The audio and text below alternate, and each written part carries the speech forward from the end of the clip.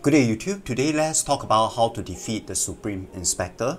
Right at the start, he presents quite a fair bit of challenge, and it's only with a little bit of research and some experience that I realized that really to bring this guy down, it just boils down to one thing: use your plaintive fan at the right moment. And when is that? Without further ado, let's dive in. Okay, Supreme Inspector is actually the first boss that you're going to encounter in the chapter 6 itself, right?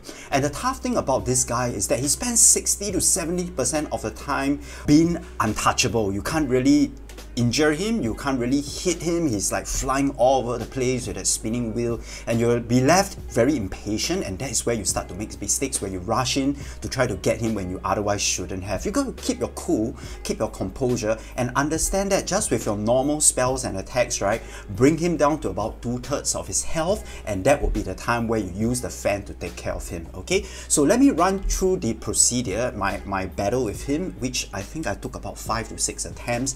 And in retrospect, right, having fought Erlang and a great sage, if I would have to use the method that I used on Erlang, I probably would have dismissed him a lot earlier and a lot easier. But at this stage, when I first encountered Supreme Inspector, I wasn't so experienced and not so cultivated in my fighting style, so this is a little bit raw. If you want to know my fighting technique for Erlang, you can refer to my earlier video. But over here, let me present to you how you can go in without being too skilled and using just very generic spells and skill sets that you would have achieved at this stage of the game in chapter 6. Run into the battlefield, and just before he starts to aggro you, I will cast Pluck of the Many, which is something that I always do at the start, sort of like my personal meta. Then you will start off with this aggressive attack, which you can use Cloud Step to avoid, but I didn't, okay? And once he comes in, right, immobilize him and let your monkeys go in and try to pull his health bar down as much as you can. This will be a good time to use the Spirit of the Bat to freeze him further, and then use a Spinning Staff technique, okay? But at this stage, I use the Wandering Wight. And very quickly, when he's like 60% health, he will go into this untouchable mode, which is annoying as fuck. So he will be flying around and it'll be very difficult to get him. Use your Cloud Step. I would encourage you not to use your Cloud Step to charge your heavy attacks, because he moves so fast that it's impossible to land them. Just use your Unveiling Strike, your light attack in your Cloud Step, and you'll probably be a higher chance to land a hit on him. After that, really, is staying patient. Transform into your Yellow Loom because it's very durable. You can also use the Rock if you want to, but Yellow Loom definitely deals more damage. And then try to bring his health bar down and try to avoid his charging attacks left, right and center as he goes in on you, right? Okay, with any bit of luck, Yellow Loom would be able to bring his health bar down to maybe the 50% or close to the 45% kind of area.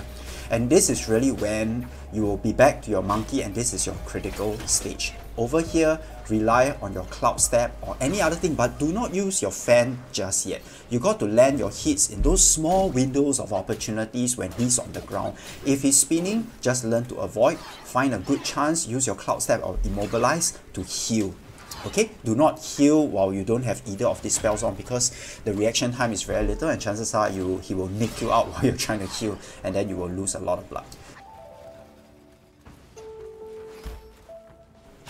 Okay, once his health bar is really down to the 40% mark, right, there will be this cutscene where he will grab hold of you and drag you on the ground. Do not worry, you don't really take any damage from this animation, and then he'll start to draw a wall of fire around you. Now this is your cue to use the Plaintive Fan while the animation is ongoing. You can see that wall of flame gets dismissed almost immediately, and he'll be weakened very considerably. Somehow the fan lasts a greater duration on him, more so than some other bosses. Go in with all your light attacks, build up your focal points, and then land that heavy attack onto him. Okay, you should have a Cloud Step or at least one immobilization left. Use that. If you have the mobile spin maxed out, use that. Build up your crits, build up your focal points, and that should be enough to see you through. If not, your transformation would be available, as you can see in my case, and use that transformation, see out the rest of the battle. It will be a little bit tiring, it's not the prettiest, but with this very basic and quick tactic, I managed to get through this boss. But once again, if you use the Erlang method that I used to take care of him, I believe it will be a lot faster. Okay, so I see you in the next video, guys. Take care and enjoy your game.